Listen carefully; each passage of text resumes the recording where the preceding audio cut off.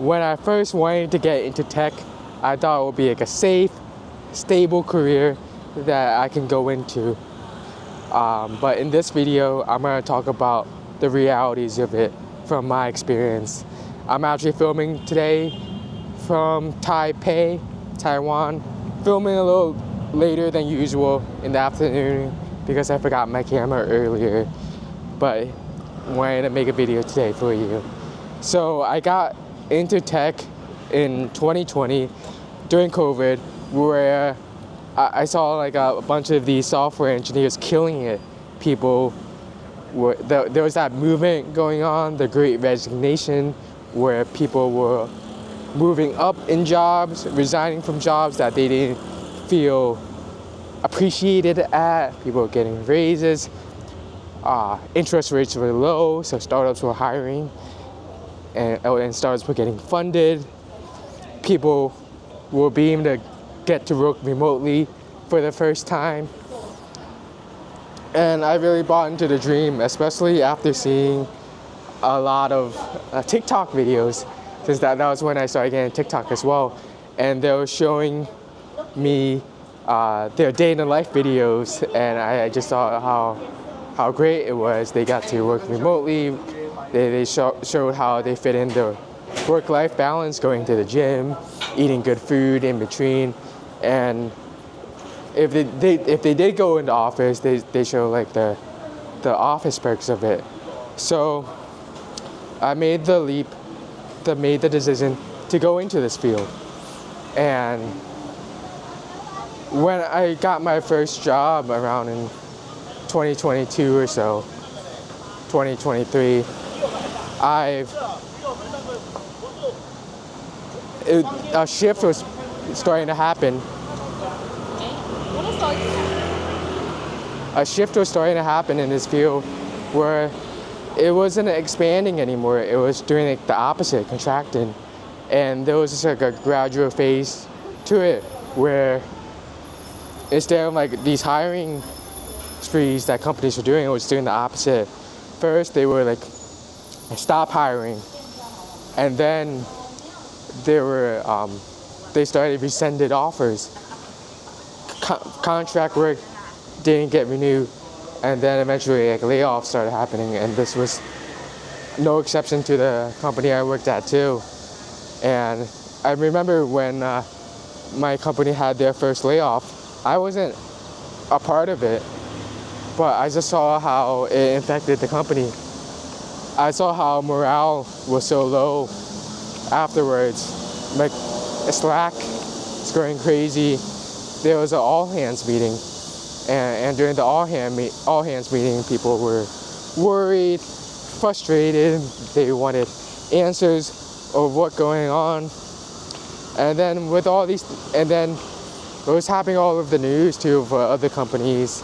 And I'll see LinkedIn posts about people getting laid off, and I followed layoffs.fyi, I believe it's called, where they reported a lot of people getting laid off. I was following Blind, seeing all the news on Blind with it, on TikTok. People were making TikToks how tech wasn't glamorous before it, and how all the tech TikTokers went silent.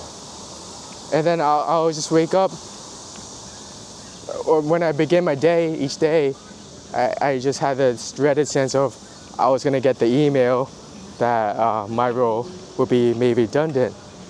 And then it was like a year long working like that until it finally happened when I actually did get that email that my role was made redundant. And I kind of felt like that. I kind of manifested as well. Like I kept thinking about it, and then it happened to me. So it happened to me, and then I thought, okay, I can just get another job. So and I actually got traction. Not all hope was lost. I remember one of the first jobs I applied to was with Meta, and then I actually got an interview with them, and I started grinding, studying leak coding interview problems, going hard at it. And then I had the interview only to be screened out to be with the recruiter. And that was like a turning point. That made me really reflect, like, is this something I really want to do? I studied so hard for the interview only to get screened out. So, and then I was thinking, like, what would life be like if I just got another job? I'll still have this layoff anxiety, like, going to work. Like, no matter what I was doing, it was out of my control, pretty much, as a result. So that's why I decided to start my own business and freelance my development skills rather than just get a normal job. Because although, like, it's significantly harder, I have more responsibilities for less pay, and things are so much harder, I at least have the sense of control that it's all me. It's all me. It's all my responsibility if I succeed or fail. And I wasn't feeling like, I didn't like the layoff anxiety because it felt like things are outside of my control. With my business, although I still get business anxiety if it's gonna work or not, I have this sense of things is being in my control, and that's why I pursue it. So when I pursue freelance web development, I get to express my creativity and use everything I learned along the way from my corporate job. I use so much of that I learned from working at a corporate job that helps me with my business. From doing tutoring helped me. My startup experience has helped me. So yeah, basically, hold on, there's dodging motorbikes on the street. Basically, things have gotten harder, but at least things are in my control where I can work harder. I get to express my creativity of how to develop apps, how to design it. I get to do everything from the business side that was missing from my corporate job. I couldn't express how I wanted to do it in business. I didn't do any marketing. I didn't get to do any content creation, things I enjoy doing that I wasn't able to do on the job.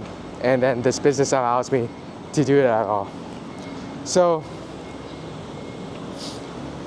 maybe if you're struggling with layoff anxiety as well, figure out a way to take things into your own hands, because you're still gonna have anxiety, but at least you have a sense of control of it.